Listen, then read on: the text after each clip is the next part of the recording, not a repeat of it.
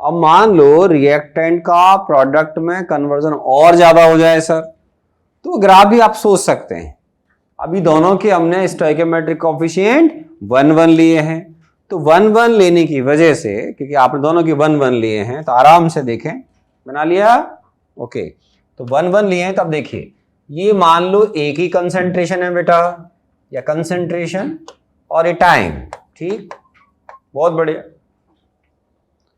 तो आपके पास एक ही जो भी कंसंट्रेशन होगी, एक ही जो भी कंसंट्रेशन होगी वो आप बनाना। तो मान लो एक ही कंसंट्रेशन टाइम के साथ ऐसे कम हो गई, बहुत बढ़िया, तो ए कम हो गया। तो ऐसा लग रहा है जैसे ए का काफी अच्छा कन्वर्जन, लगभग 90% कन्वर्जन हो गया होगा।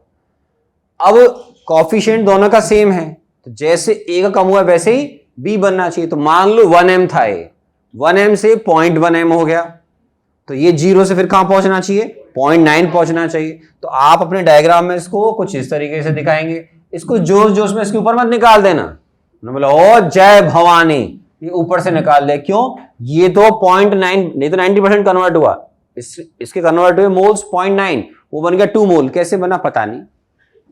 कोएफिशिएंट आप दोनों क्या क्या लिए थे, 1 1, तो जितना ए कम होगा बी उसी हिसाब से बनना चाहिए।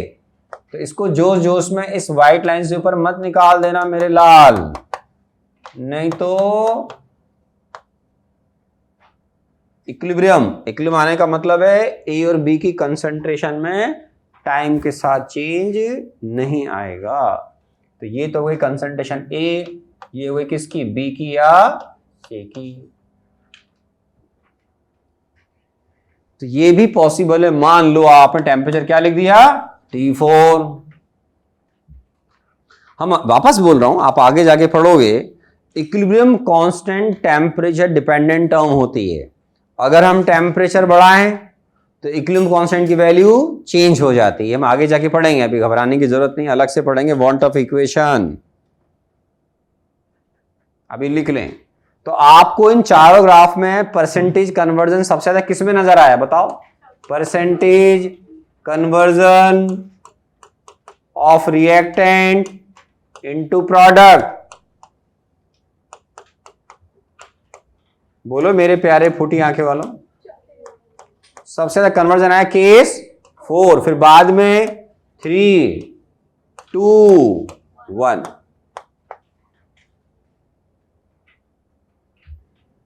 तो हमने 4 अलग अलग टेम्परेचर पे ग्राफ बनाए, तो 4 अलग केस बिल्कुल पॉसिबल है एक ही रिएक्शन में। रिएक्टेंट का 10-20% कन्वर्जन हुआ, 50 हो गया, 60-70 हो गया, पता लगा 90 हो गया, जय बजरंगबली।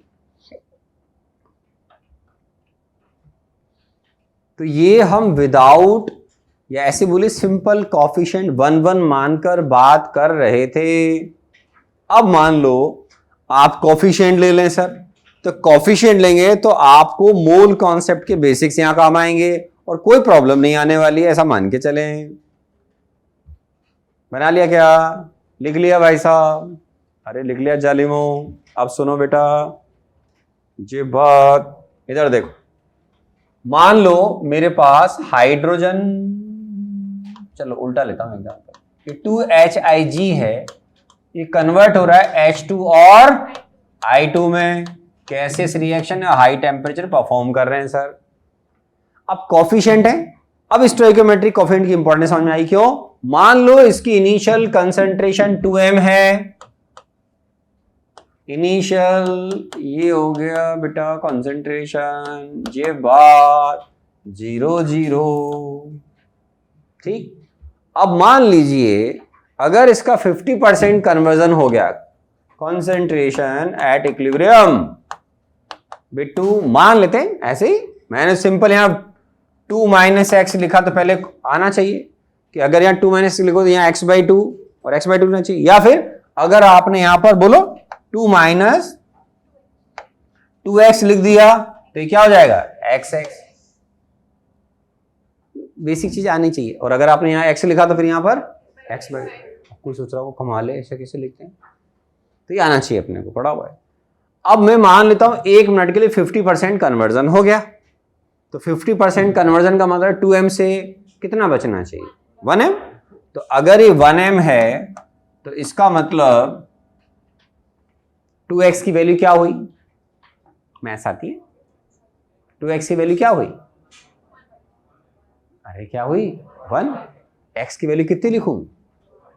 अरे कितनी लिखूं? 0.5। ये क्या लिखूं? 0.5। बात समझ में आई? तो अब जब ग्राफ बनाओगे तो उस ग्राफ में ये वेरिएशन दिखना चाहिए। कंसंट्रेशन और टाइम सामने देखते रहें। मान लो बिट्टू ये था 0.5m, क्या था? 0.5m। जे बात ये था बिट्टू 1m, ये था 1.5m, ये था 2m। जे बात मान लेते हैं, मानने में क्या जा रहा है?